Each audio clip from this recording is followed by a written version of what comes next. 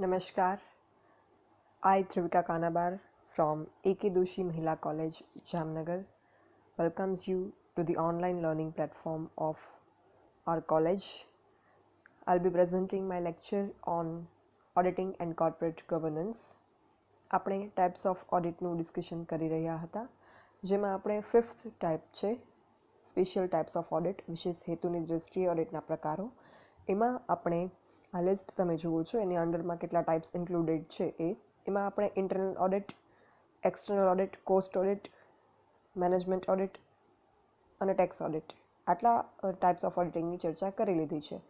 અત્યારે આપણે જે છે એ સોશિયલ ઓડિટ, સામાજિક ઓડિટનું ડિસ્કશન કરવાના છીએ. સોશિયલ ઓડિટ કે સામાજિક ઓડિટ તો એ શેના માટેનું ઓડિટ છે? પહેલાં તો સામાજિક ઓડિટ જે છે એ ધંધાએ સમાજના જુદા જુદા વર્ગો પ્રત્યેની પોતાની જવાબદારી કેટલે અંશે પૂરી કરી છે એની ચકાસણી માટેનું ઓડિટ છે. જે કંપની સમાજ પ્રત્યે પોતાની સામાજિક જવાબદારી અદા કરવા માંગતી હોય તે સંચાલકીય નિર્ણયો માટે સામાજિક હિસાબી માહિતી રાખે છે. આ સામાજિક હિસાબોમાં સમાજ પ્રત્યેની જવાબદારી કેવી રીતે પાર પાડવી એ અંગેનું એક માપદંડ વિકસાવેલું હોય છે, અને સામાજિક ઓડિટ જે છે એ આ માપદંડ, આ જે મેઝરમેન્ટ્સ હોય કે આટલા અંશે સામાજિક જવાબદારી નિભાવવામાં આવશે એના પર કેટલા અંશે જે છે એ ખરેખર કંપનીએ કામ કર્યું છે, જવાબદારી અદા કરી છે, એ વસ્તુ જે છે આ સામાજિક ઓડિટમાં તપાસવામાં આવે છે. તો હવે અહીંયા સૌથી પહેલા પ્રશ્ન એ ઉપસ્થિત થાય કે સમાજના જુદા જુદા વર્ગો પ્રત્યે, સમાજ પ્રત્યે કોઈ પણ ધંધાએ શા માટે જવાબદારી નિભાવવી પડે, અથવા તો એની જરૂરિયાત શું?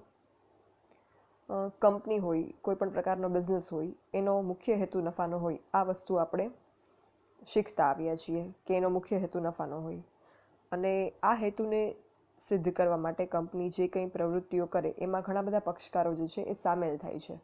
સૌપ્રથમ કંપની માટે મૂડી આપવા માટે શેર હોલ્ડર્સ, કંપનીના શેરધારકો જે છે એ કંપનીને કેપિટલ પ્રોવાઈડ કરે, એટલે એ પક્ષકાર એક એમાં જોડાશે. સંચાલકો જોડાશે જે કંપનીને ડિરેક્ટ કરશે, કંપનીને ચલાવશે. ત્યારબાદ કર્મચારીઓ જે કંપનીના અલગ અલગ વિભાગોમાં કામ કરશે, પોતાની સેવાઓ ફરજો બજાવશે. ત્યારબાદ ગ્રાહકો કે જેને કંપની પોતાની માલ કે સેવા વેચશે. તો આમ કંપનીનું જે કામ થતું હોય એમાં આ બધા પક્ષકારો કંપની સાથે સંકળાયેલા છે, એટલે એ બધા પક્ષકારો સાથે વેરી નેચરલી એમની કંપનીની જે જવાબદારી છે એ ઉપસ્થિત થાય અને કંપની એ જવાબદારી નિભાવશે. પરંતુ સમાજ જે છે એમાંથી પણ કંપનીને ઘણું બધું મળે છે. સમાજની સંપત્તિઓનો કંપની ઉપયોગ કરે છે, સમાજના સાધનો કંપની વાપરે છે. કર્મચારીઓ છે તો એ પણ સમાજમાંથી આવે છે, શેર હોલ્ડરો છે તો એ પણ સમાજમાંથી આવે છે, ગ્રાહકો પણ સમાજનો જ એક હિસ્સો છે. બીજી કુદરતી સાધન સંપત્તિનો કંપની જે વપરાશ કરે તો એ પણ સમગ્ર સમાજની કુદરતી સાધન સંપત્તિ છે, કંપનીની પોતાની ઓનરશિપની નથી. તો આ રીતે જે છે એ સમગ્ર સમાજનું કંપનીના વિકાસમાં, કંપનીની વૃદ્ધિમાં ફાળો હોય છે. એટલે એ વસ્તુ જરૂરી બની જાય કે કંપની જે સમાજમાં કાર્યરત હોય, કંપની જે સમાજમાં અસ્તિત્વ પામી અને પ્રગતિ કરી હોય કંપનીએ, એ સમાજ પ્રત્યે કંપનીએ પોતાનું યોગદાન આપવું પડે જ્યારે કંપની પ્રગતિ કરે ત્યારે. એટલા માટે સામાજિક જવાબદારી કંપનીએ નિભાવવી જરૂરી છે સમાજના અન્ય વર્ગો માટે. અને એમાં જે બાબતનો સમાવેશ થાય એ બધો સામાજિક સુખાકારી, જનરલ સમાજ જે છે, લોકો છે સમાજના, એના માટેની કલ્યાણની પ્રવૃત્તિઓનો અહીંયા સમાવેશ થાય સામાજિક જવાબદારીમાં. તો આ સામાજિક જવાબદારીનો જે છે એ સામાજિક હિસાબી માહિતી કંપની રાખે. સંચાલકો દ્વારા જે છે એ માહિતી રાખવામાં આવે ને એ માહિતી પરથી અમુક નિર્ણયો સંચાલકીય ટીમ દ્વારા, મેનેજમેન્ટ ટીમ દ્વારા લેવાતા હોય. તો આ સામાજિક હિસાબોમાં જે જવાબદારી પાર પાડી છે સમાજ પ્રત્યેની, એ અંગેની બાબતો સામેલ હોય. અને સામાજિક ઓડિટ જે છે એ કેટલા અંશે જવાબદારી નિભાવી કંપનીએ, સામાજિક જવાબદારી, એ બાબત સામાજિક ઓડિટ જે છે એ બાબતની ચકાસણી કરે છે. તો આ થયો એક અર્થ ક્લિયર સોશિયલ ઓડિટનો. હવે એક કમિટી છે, the national association of accounts committee on accounting for corporate social performance. National association છે એક અકાઉન્ટિંગ કમિટી માટેનું, એણે કોર્પોરેટ સોશિયલ પરફોર્મન્સ એટલે સામાજિક જવાબદારીઓ નિભાવવામાં જે કંપનીનું પરફોર્મન્સ હોય એના માટેનું અકાઉન્ટિંગ નું જે છે એ એસોસિએશન છે. તો આ એક કમિટીએ, આ સંસ્થાએ 4 વિસ્તારો સામાજિક જવાબદારી માટે નક્કી કરીને આપ્યા છે કે આ વિસ્તારમાં કંપની પોતાની સામાજિક જવાબદારી જે છે એ બજાવવી જોઈએ કે બજાવી શકે. તો આ વિસ્તારોમાં ફર્સ્ટ છે કમ્યુનિટીનો વિકાસ. તો કમ્યુનિટી એટલે સમાજ. અહીંયા કંપની જે છે એવી પ્રવૃત્તિઓ કરે સમાજ માટે કે જે સમાજના લોકો માટે લાભદાયી હોય. એ પ્રવૃત્તિ પછી કોઈ પણ હોઈ શકે, જેમ કે કંપની પોતાની બ્રાન્ચીસ જે છે એ વિસ્તારે અલગ અલગ જગ્યાએ રાખે કે જેનાથી સમાજના દરેક પ્રકારના વર્ગને દરેક વિસ્તારમાં આ કંપનીની સેવાઓ કે ઉત્પાદન મળી રહે. એ સિવાય કંપની સ્વાસ્થ્યના પ્રોગ્રામ્સ જે છે એ ઓર્ગેનાઇઝ કરી શકે. આપણે વાંચતા હોઈએ કે જોતા હોઈએ ઘણી વખત કંપનીઝ જે છે એ હેલ્થ ચેકઅપ માટેના કેમ્પ્સ ઓર્ગેનાઇઝ કરતા હોય, પછી કંપની દ્વારા બ્લડ ડોનેશન કેમ્પ જે છે એ ઓર્ગેનાઇઝ થતા હોય, કોઈ પ્રકારના સ્વાસ્થ્ય જાગૃતિ અંગેના જે છે એ કેમ્પ ઓર્ગેનાઇઝ થતા હોય, કોઈ પ્રકારની વ્યસન મુક્તિ માટેના અભિયાનો જે છે એ ચલાવતા હોય. તો આ પ્રકારનું જે છે કાર્યક્રમો યોજવાથી શું થશે કે લોકો જે છે એ સ્વાસ્થ્ય પ્રત્યે જાગૃત બનશે અને એક તંદુરસ્ત સમાજનું નિર્માણ થશે. તો આ કમ્યુનિટી વિકાસમાં આ પ્રકારની પ્રવૃત્તિઓ સમાવિષ્ટ થાય. પછી સેકન્ડ છે માનવ સંસાધન. માનવ સંસાધન જે છે એટલે જે માણસો કંપની સાથે જોડાયેલા છે એમના માટેના કાર્ય પ્રવૃત્તિનો અહીંયા સમાવેશ થાય. તો આપણે એમ થાય કે માણસો કંપની સાથે જોડાયેલા છે એટલે કર્મચારીઓ જોડાયેલા છે, તો કર્મચારી સંચાલન તો કંપની કરે જ છે. તો આ સામાજિક જવાબદારી કઈ રીતે થઈ? તો કર્મચારી સંચાલન જે કંપની કરે એમાં માત્ર યોગ્ય કર્મચારીને મેળવવા, એમને જાળવવા એકમમાં અને એમને ટકાવી રાખવા એ પ્રકારની કામગીરીનો સમાવેશ થાય કે જે કંપનીને પોતાના રોજિંદા કામ માટે જરૂરી છે આ બધું કરવું. પણ માનવ સંસાધનમાં જે છે એ કંપની પોતાના કર્મચારીના વિકાસ માટેની પ્રવૃત્તિ કરે, એમને ટ્રેનિંગ આપે અલગ અલગ પ્રકારની, એમાં એ સિવાય એમને રહેઠાણ માટે મકાન પૂરા પાડે, બઢતીની તકો આપે અને રોજગારી જે છે એ વધે એ પ્રકારના પ્રયત્નોનો અહીંયા સમાવેશ થાય.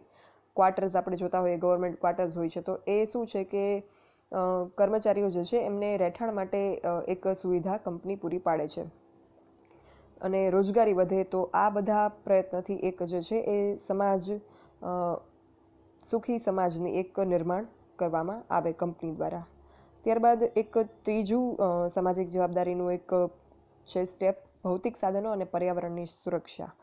તો પર્યાવરણની સુરક્ષા જે છે અત્યારનો એક બહુ જ મોટો ઇસ્યુ બની ગયો છે, કારણ કે બધી જ કંપનીઝ બહુ વધી ગઈ અને બહુ બધા પ્રકારની આર્થિક પ્રવૃત્તિઓ થવા લાગી છે કે જેના કારણે અંતે પર્યાવરણ જે છે એને નુકસાન થાય છે અને એના કારણે સમાજને નુકસાન થાય. આપણને ચોખ્ખી હવા ન મળે, આપણને જે છે એ વરસાદ નિયમિત ન મળે અથવા તો ઓછો પડે કે વધારે પડે જરૂરથી. તો આ બધા કારણોસર જે છે એ સમાજના સ્વાસ્થ્ય પર એની અસર થશે. ઓઝોનના સ્તરમાં ગાબડા પડી જાય છે પોલ્યુશન વધવાથી. તો આ બધું આપણે વાંચતા હોઈએ છીએ કે જેનાથી અંતે આપણા હેલ્થને જે છે એ નુકસાન થશે.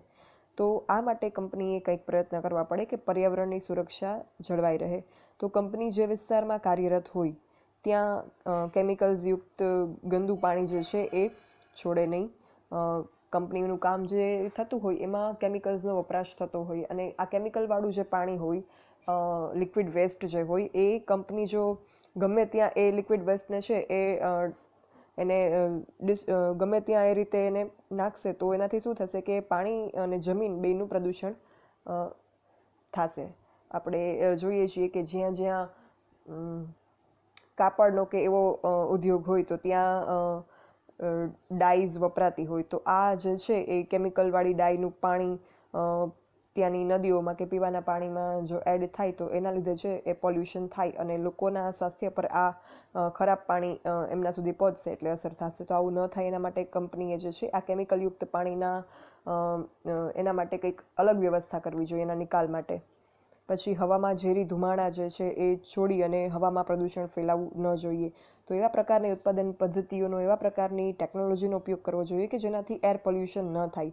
અને જો થાય તો એના માટે પણ અમુક વ્યવસ્થાઓ કરેલી હોય. આપણે સાયન્સમાં ભણેલા છો તમે કે હવામાં એક ઊભી ચીમની હોય બહુ ઊંચી કે જેના દ્વારા એર પોલ્યુશન કે ધુવાળો હોય એ ઓમિટ થતો હોય. તો આ ચીમનીની યોગ્ય ઊંચાઈ જો રાખેલી હશે તો આ ધુવાળો જે છે એ વાતાવરણમાં ભળી જશે અને પ્યોરિફાઈ થઈ જશે, એટલે આપણા સુધી, માણસો સુધી એ માણસોના શ્વાસમાં જઈને એને નુકસાન પહોંચાડશે નહીં. તો એ ચીમનીની ઊંચાઈ યોગ્ય રાખવી જોઈએ અને યોગ્ય રીતે જે છે એને ઓમિટ થાય એ માટેના પ્રયત્ન કરવા જોઈએ. ત્યારબાદ અવાજનું પ્રદૂષણ ન ફેલાવવું જોઈએ. ઘણી બધી કંપનીઝ હોય તો એમાં સાધનોનો વપરાશ થતો હોય તો કોઈને કોઈ રીતે ક્યાંક ને ક્યાંક નોઇઝ પોલ્યુશન થતું હોય તો એ પણ ન થાય, એના બાબતની કાળજી રાખવી જોઈએ. તો આ રીતે ભૌતિક સાધનો અને પર્યાવરણની સુરક્ષા રાખવાથી જે માનવ સ્વાસ્થ્ય છે, સમાજના લોકોનું સ્વાસ્થ્ય છે, એના માટે કંપની પગલાઓ ભરી શકે. ત્યારબાદ ફોર્થ છે સામાજિક ઓડિટનું એક સામાજિક જવાબદારીનું એક ઓર સ્ટેપ, એ છે વસ્તુ કે સેવા દ્વારા ફાળો. તો સમાજ જે છે એને માટે ઉપયોગી વસ્તુ કે સેવા બનાવવાનું કામ બિઝનેસ કરે છે, કંપની કરે છે. કંપની યા તો પ્રોડક્ટ મેન્યુફેક્ચર કરશે યા તો સર્વિસીસ જે છે એ પ્રોડ્યુસ કરતી હશે. તો આ વસ્તુ કે સેવા જે કંપની બનાવે છે એ એવી બનાવે કે જેમાં ગુણવત્તા સારી હોય, એ વસ્તુની સારી ગુણવત્તા હોય. ત્યારબાદ એ વસ્તુનો જે વપરાશ હોય એમાં સલામતીની વ્યવસ્થા કરે. એટલે એ કોઈ પણ પ્રકારની વસ્તુ હોઈ શકે, એ આપણે સામાન્ય નાગરિકો વાપરતા હોઈએ તો કોઈ પણ પ્રકારની વસ્તુ જે છે એમાં એની ગુણવત્તા અને એની સલામતી વિશેનું ધ્યાન રાખે. તમે જો કોઈ પણ પ્રોડક્ટ હોય તો એમાં ઉપર લખેલું હોય એની મેન્યુફેક્ચરિંગ અને એક્સપાયરી ડેટ્સ, તો એ શું છે કે એક્સપાયર થઈ ગયા પછી એને વાપરવું નહીં, એટલે એક સલામતીની વાત થઈ હેલ્થ માટે. પછી અમુક વખત દવાઓ હોય તો એમાં અમુક પ્રકારની ઇન્ફોર્મેશન આપેલી હોય કે આવી વ્યક્તિઓ જે છે એને વાપરવી નહીં, કોઈ મેડિકલ કન્ડિશન કોઈને હોય તો એ પણ એક સલામતીની વ્યવસ્થા થઈ. પછી અમુક પ્રકારની કોસ્મેટિક આઇટમ્સ ઉપર લખેલું હોય કે ઇન્ફોન્ટ્સ કે ચિલ્ડ્રન, કે ઇન્ફોન્ટ એટલે જે 1 યરથી નાના બાળકો છે એ, તો ચિલ્ડ્રન છે, ઇન્ફોન્ટ્સ છે, કે પ્રેગ્નન્ટ વુમન છે, કે લેક્ટેટિંગ મધર્સ છે, એ લોકો આનો ઉપયોગ કરી શકશે નહીં. તો એ પણ એક સલામતીની વ્યવસ્થા થઈ, એક સમાજના સ્વાસ્થ્ય માટેની એક સૂચના છે. એ સિવાય અમુક વસ્તુ ઉપર લખેલું હોય કે આને આ ઇન્ફ્લેમેબલ છે, એટલે સળગી શકે છે, તો એને આગથી દૂર રાખવી. તો આ બધું જે છે એ સલામતી માટેની બાબતો જે છે એ કંપનીએ પોતાની પ્રોડક્ટ ઉપર મેન્શન કરવી જોઈએ. એનાથી જે છે એ સમાજની સુખાકારી અને સલામતી જળવાઈ રહે. તો આ રીતે the national association of accounts committee on accounting for corporate social performance દ્વારા આ 4 પ્રકારની સામાજિક જવાબદારી જે છે એના વિસ્તારો આપેલા છે. ભારતમાં ટાટા કંપની જે છે એનું સોશિયલ પરફોર્મન્સ બહુ સારું માનવામાં આવે છે. ટાટા કંપની જે છે સામાજિક જવાબદારીઓ બહુ સરસ રીતે અદા કરે છે. ટાટા આયર્ન એન્ડ સ્ટીલ કંપનીએ 1980માં 1980માં, એટલે બહુ વહેલું, કે જ્યારે આ સામાજિક જવાબદારીનો કોન્સેપ્ટ હજી એટલો પ્રચલિત નહોતો થયો, ઇન્ટ્રોડ્યુસ નહોતો થયો, ત્યારે એક કમિટીની રચના કરી હતી અને કંપનીનું સોશિયલ ઓડિટ જે છે એણે કરાવી અને એનો અહેવાલ જે છે એ શેરહોલ્ડરો સમક્ષ પ્રગટ કર્યો હતો. એટલે ટાટા કંપની જે છે એ સોશિયલ રિસ્પોન્સિબિલિટીઝ ફોલો કરવામાં બેસ્ટ માનવામાં આવે છે. તમે જુઓ ઘણી વખત આપણા હાઈવેઝ ઉપર જતા હોઈએ તો બહુ એક મોટું હોર્ડિંગ હોય, તો એમાં રોડ જે છે એ બનાવેલો એમાં લખ્યું હોય કે આ ટાટા કંપનીનું આમાં યોગદાન છે, સમાજ કે યોગદાન મેં એક અમૂલ્ય ઉનકા યોગદાન. તો એવી એમાં એક ટેગલાઇન લખેલી હોય. આવું હવે તમે ક્યારેય જાઓ તો રસ્તામાં તમને વાંચવા મળશે, ઓબ્ઝર્વ કરજો. તો આ રીતે જે છે એ અલગ અલગ રીતે કંપનીઝ સામાજિક જવાબદારીઓ અદા કરતી હોય છે. સામાજિક ઓડિટના જે કાર્યક્ષેત્રમાં બાબતો જે સમાવિષ્ટ કરવામાં આવે છે કે કઈ બાબતો જે છે એનું કંપનીએ ધ્યાન રાખવું જોઈએ સામાજિક જવાબદારીઓ નિભાવતી વખતે, કઈ બાબતોને સામાજિક ઓડિટમાં સ્થાન આપવામાં આવ્યું છે, કઈ બાબતો ચકાસવામાં આવે છે સામાજિક ઓડિટ, સોશિયલ ઓડિટ કરતી વખતે, એ બાબતોનું જો આપણે એક વિશ્લેષણ કરીએ તો એક તો પ્રદૂષણ નિયંત્રણ, એટલે કોઈ પણ પ્રકારનું પ્રદૂષણ જે છે એ નિયંત્રણમાં રાખે કંપની જે છે એ. પ્રદૂષણ સાવ ન કરે એ વસ્તુ શક્ય નથી, કારણ કે ક્યાંક ને ક્યાંક અમુક કોઈને કોઈ પ્રકારનું પ્રદૂષણ થતું હોય કંપનીની કાર્યવાહીઓ કે એની ઉત્પાદન પ્રક્રિયા દ્વારા, પણ એ પ્રદૂષણને નિયંત્રણમાં રહે એ પ્રકારના પ્રયત્ન કરે, એ પ્રકારનું સાયન્ટિફિક ટેકનોલોજીનો ઉપયોગ કરે કે જેનાથી સમાજને નુકસાન ન થાય. પછી પર્યાવરણના જોખમમાં ઘટાડો, પર્યાવરણને ઓછું બને એટલું ઓછું નુકસાન થાય, જોખમ ઊભું ના થાય પર્યાવરણને, એ પ્રકારના પ્રયત્ન કરે. પ્લાસ્ટિકનો વપરાશ કરવાથી પર્યાવરણ માટે બહુ મોટું જોખમ ઊભું થાય છે, આપણે જાણીએ છીએ. તો ઘણી બધી કંપનીઝે હવે શરૂ કર્યું છે કે પ્લાસ્ટિક જે છે એના બદલે કોઈ બીજા પ્રકારનું મટીરિયલ યુઝ કરવું. આપણે ઓનલાઈન શોપિંગ કરીએ એમાં તમે જોતા હશો કે હવે જો કે પાછું સ્ટાર્ટ થઈ ગયું છે, બિકોઝ કાયદાઓ જે છે એ ક્યાંક ને ક્યાંક નવા આવે કે એટલા સ્ટ્રિક્ટલી ફોલો ન થતા હોય ત્યારે પાછું એ બધું સ્ટાર્ટ થઈ જાય છે.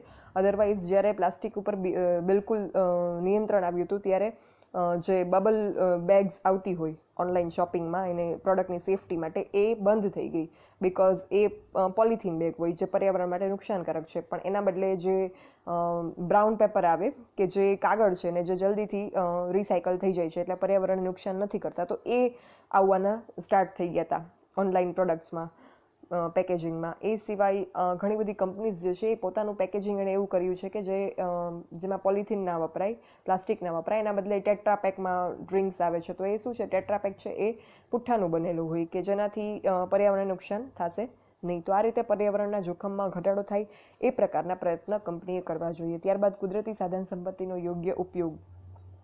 કુદરતી સાધન સંપત્તિ છે એનો ઉપયોગ એવી રીતે કરવો જોઈએ કે જેનાથી અન્ય પક્ષકારોને પણ એ સાધન સંપત્તિ ઉપલબ્ધ રહે અને એ સાધન સંપત્તિને નુકસાન બને એટલું ઓછું પહોંચે. ત્યારબાદ ઉર્જા સંરક્ષણ. તો ઉર્જા હોય, એનર્જી હોય, રિન્યુએબલ એનર્જી કે નોન રિન્યુએબલ, પુનઃપ્રાપ્ય કે પુનઃ અપ્રાપ્ય, આ બધા જ પ્રકારની ઉર્જાઓ જે છે એનું ખાસ કરીને પુનઃ અપ્રાપ્ય ઉર્જાનું એ રીતે ઉપયોગ કરવો જોઈએ કે જે ભવિષ્યની પેઢીઓ માટે આ ઉર્જા છે એ બચેલી રહે. એ સિવાય પેદાશની ગુણવત્તામાં સુધારો. પ્રોડક્ટ જે છે એની ક્વોલિટીમાં કન્ટિન્યુઅસ ઇમ્પ્રુવમેન્ટ થતું રહેવું જોઈએ કે જેનાથી બેસ્ટ પ્રોડક્ટ કસ્ટમર્સ વાપરી શકે. ત્યારબાદ ઉત્પાદનની પડતરમાં ઘટાડો. ઉત્પાદનની પડતરમાં ઘટાડો થવાથી શું થશે કે કોસ્ટ જે છે વસ્તુની ઘટશે, અને કોસ્ટ ઘટશે એટલે શું થશે કે ઓછા નફે કે ઓછી કિંમતે વસ્તુ વેચી શકાશે. સપોઝ કોઈ વસ્તુની પડતર કોસ્ટ 100 હશે અને પ્રોફિટ જે છે એ 20 રૂપીઝ રાખ્યો હશે, તો 120 રૂપીઝ જે છે એટલું એની પ્રાઇસ, સેલિંગ પ્રાઇસ થશે, વેચાણ કિંમત. બટ આપણે પડતરમાં ઘટાડો કર્યો, એવા પ્રકારની ટેકનિક્સ વાપરી, તો એનાથી વસ્તુ જે છે એ 80 રૂપીઝમાં બનવા માંડી. તો હવે 80 રૂપિયામાં જે વસ્તુ બનતી હશે એ તમે હવે 20 રૂપીઝનો એમાં પ્રોફિટ રાખશો જે અગાઉ હતો, તો 100 રૂપિયામાં એ સેલિંગ પ્રાઇસ એની થઈ જશે, વેચાણ કરી શકશો. તો એનાથી વ્યાજબી કિંમતે જે છે એ સમાજને સારી ગુણવત્તાવાળી વસ્તુ આપી શકાશે. તો એ પણ એક સામાજિક જવાબદારીનો હિસ્સો છે. ત્યારબાદ માલિક અને કર્મચારીઓ સાથે સારા સંબંધો. માલિક અને કર્મચારીઓ વચ્ચે સારા સંબંધો હોય એ પણ એક અગત્યની બાબત છે. એનાથી શું થશે કે સંચાલનની ઉચ્ચ સપાટી અને તળ સપાટી, ટોપ લેવલ ઓથોરિટી એટલે કે માલિકો, અને બોટમ અને મિડલ લેવલમાં આવે કર્મચારીઓ, તો એમની વચ્ચે સારા સંબંધો હશે તો ઔદ્યોગિક શાંતિ જળવાઈ રહેશે અને જેનાથી વાદ વિવાદ કે હડતાલ એવું કંઈ થશે નહીં એમના વચ્ચે. એટલે જે કોઈ કંપનીના ધ્યેયો છે એને સારી રીતે પાર પાડી શકાશે. ત્યારબાદ મજૂરી, કિંમત અને નફાને લગતી નીતિઓ. મજૂરી જે મજૂરોને આપવામાં આવતી હોય, કિંમત જે ગ્રાહકો ચૂકવતા હોય અને નફો જે કંપનીના માલિકો મેળવતા હોય, આને લગતી નીતિઓ એવી રાખવી જોઈએ કે કોઈ પણ પક્ષકારીની સાથે જે સંકળાયેલો છે એમને નુકસાન ન થાય. મજૂરને જે મળવી જોઈએ એ મજૂરી એ પ્રકારની હોવી જોઈએ કે જેમાં એમનું જીવન નિર્વાહ ચાલી શકે. કિંમત વસ્તુની વ્યાજબી હોવી જોઈએ, નફાખોરી ન થવી જોઈએ કિંમત મેળવવામાં, અને નફો જે છે એ નફાને બહુ વધારે નફો મેળવવો જોઈએ નહીં, કોઈ પણ વસ્તુ ઉપર વ્યાજબી નફો રાખવો જોઈએ. તો આ પ્રકારની પોલિસીઝનું ફ્રેમિંગ કરવાનું પણ અહીંયા સમાવેશ છે. પછી યોગ્ય અને વાજબી ધંધાકીય રીત રસમો. ફેર ટ્રેડ પ્રેક્ટિસીસ આને કહેવાય. તમે અનફેર ટ્રેડ પ્રેક્ટિસીસ આવું ક્યાંક ભણેલા હશો. તો અનફેર ટ્રેડ પ્રેક્ટિસીસ એટલે શું કે ખોટી રીતે ઇજારો, મોનોપોલી રાખવી કે કોઈ સંગ્રહખોરી કરવી, નફાખોરી કરવી, આ પ્રકારની જે છે એ વ્યાપારી રસમો રાખવી જોઈએ નહીં. ગ્રાહકોને જે છે એ વ્યાજબી ભાવે અને સારો ગુણવત્તાયુક્ત માલ આપવો જોઈએ. એ પ્રકારની ટ્રેડ પ્રેક્ટિસ, ધંધાકીય રીત રસમો રાખવી જોઈએ. ત્યારબાદ કામદારોનું સ્વાસ્થ્ય, સલામતી અને કલ્યાણ.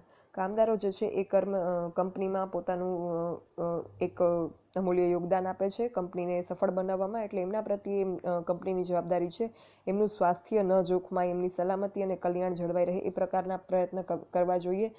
એન્જિનિયરિંગ સાઇટ હોય તો ત્યાં કામદારો કામ કરતા હોય તો એમને એ પ્રકારના સાધનો આપવા જોઈએ કે જેમનાથી એમનું સલામતી જે છે જળવાઈ રહે.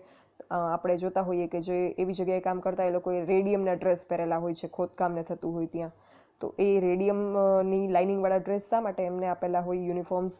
તો જો અંધારામાં ખોદકામ કે કંઈ થતું હોય તો કોઈ વાહન જે છે એને ટકરાઈ ન દે, એને એક્સિડન્ટ ન થાય ને એમની જાનમાલની હાનિ ન થાય, એના માટે એ લોકોને રેડિયમવાળા ડ્રેસ આપતા હોય છે કે જેનાથી અંધારામાં પણ દેખાય કે અહીંયા કોઈક માણસ, કોઈક કામદાર જે છે એ હાજર છે.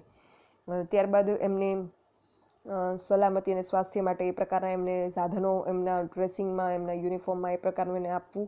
તો આ અંગેની બધી જ જે છે બાબતો અહીંયા સમાવેશ થાય છે. અને કર્મચારીઓનું શિક્ષણ અને તાલીમ. તો કર્મચારીઓને શિક્ષણ અને તાલીમ આપવાથી કર્મચારીઓ જે છે એ પોતાનું કામ વધારે સારી રીતે કરી શકશે.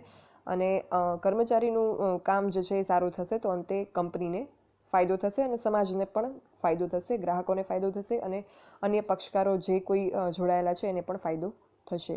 તો આ રીતે સામાજિક ઓડિટમાં આ બધા કાર્યક્ષેત્રમાં જે કંઈ કામગીરી થતી હોય એનું ઓડિટ કરવામાં આવે છે, ચકાસણી અને તપાસ કરવામાં આવે છે અને ત્યારબાદ ઓડિટર જે છે એ રિપોર્ટ એક પબ્લિશ કરે છે. કંપની ધારામાં અમુક જોગવાઈઓ અમુક કલમો હેઠળ કરવામાં આવી છે કે જેમાં સોશિયલ ઓડિટ કરવાનું કહેવામાં આવ્યું છે. ઉત્પાદન કરતી કંપની અને અન્ય કંપનીઝને જે છે એ મધ્યસ્થ સરકાર, સેન્ટ્રલ ગવર્મેન્ટ જરૂર લાગે ત્યારે આ ઓર્ડર આપી શકે સોશિયલ ઓડિટ કરવાનો. તો આ ઓડિટ એવી કંપનીઓ, ઉત્પાદન કરતી અને અન્ય કંપનીઓએ આ ઓડિટ જે છે એ કરવું પડે. તો આ છે સોશિયલ ઓડિટનો કન્સેપ્ટ જે અહીંયા પૂરો થાય છે.